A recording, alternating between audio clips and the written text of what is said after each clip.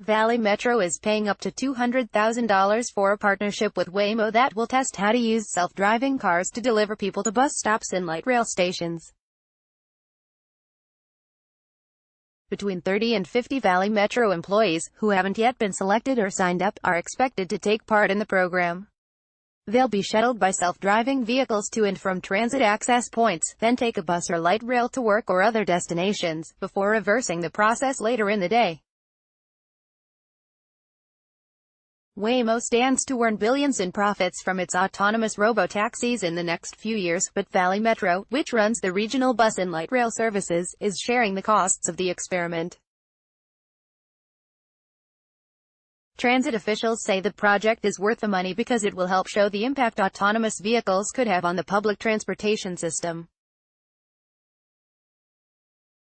The money, which comes from transit users, was approved unanimously by Valley Metro's board Tuesday. Valley Metro is sharing costs with Waymo since both of us stand to benefit because of what we're able to learn, said Lauren Tolmachoff, Valley Metro board chair and vice mayor of Glendale. AVs are going to be the future of transportation. I think we have a responsibility to find out whether this will work, and how it will work. Lauren Tolmachoff, City of Glendale. The research will focus on how autonomous vehicles help people complete the so-called first and last mile of a trip that involves public transit, and assumes that more people would use transit only if they could get a cheap ride to the nearest bus or light rail station. Valley Metro staff said the funds will help pay the costs of the initial 3-month program, which begins this month, but that any leftover money could be spent within the next 2 years. Rob Antoniuk, Valley Metro Chief Operating Officer, was not able to estimate exactly how or when the money would be spent. But he said that in general, it would cover transit fares, research costs, and fees or costs paid by participating employee riders. Some of the money will be paid directly to Waymo. The company, a subsidiary of Google parent Alphabet, has invested more than $1.1 billion since 2009 in its quest to be the premier self-driving vehicle company. Observers say the company appears to be way ahead of other companies producing autonomous vehicles like Ford, GM, and of course, Uber, which tested its vehicles widely in Metro Phoenix until 5 months ago, when one of them struck and killed a pedestrian in Tempe. Waymo followed up on its early rider program, which reportedly has 400 daily riders, and a partnership with Walmart announced last week, by announcing the partnership with Valley Metro on Tuesday during a high-profile event at the light rail maintenance station in Phoenix.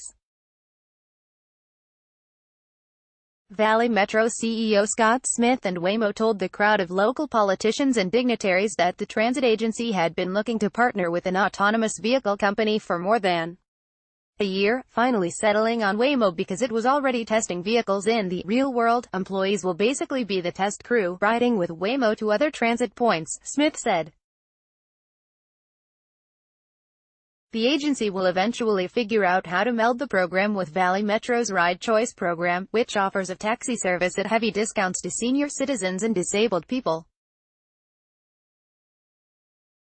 All the while, the agency and Waymo will gather and share data on all aspects of their partnership. This is a laboratory. We're going to see how this progresses as we go, Smith said.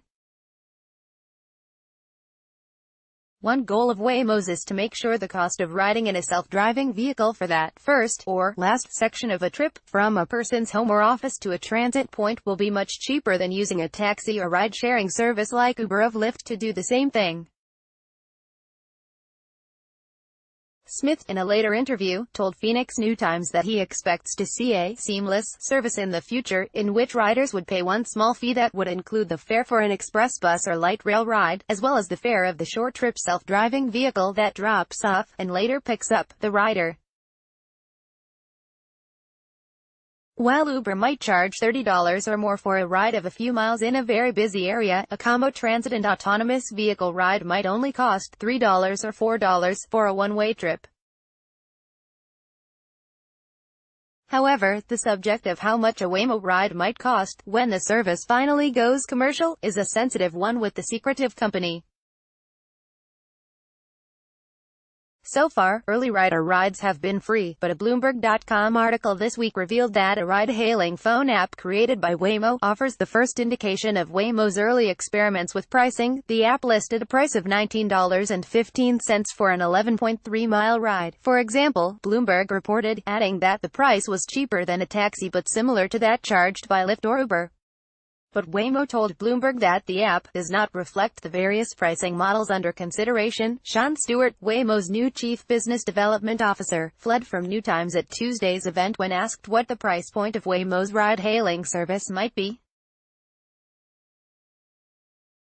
Other Waymo representatives declined to talk about the possible price of rides in Waymos. The company continues to claim that it will roll out a commercial ride-hailing service with autonomous vehicles by December that will be fully driverless. Waymo lists its 4 primary goals as creating a ride-hailing service, developing self-driving trucks for logistics, licensing with OEMs for personally owned vehicles, and connecting people to public transportation. However, despite a recent announcement that Waymo autonomous vehicles have driven 8 million miles on public roads, with much of that on Metro Phoenix roads, the public has seen little evidence that the company has conducted widespread testing in the area of fully driverless vehicles.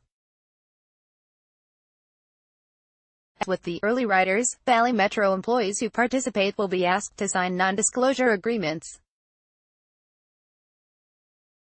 The Valley Metro partnership will initially involve riders who live in the East Valley, where Waymo's been doing most of its testing.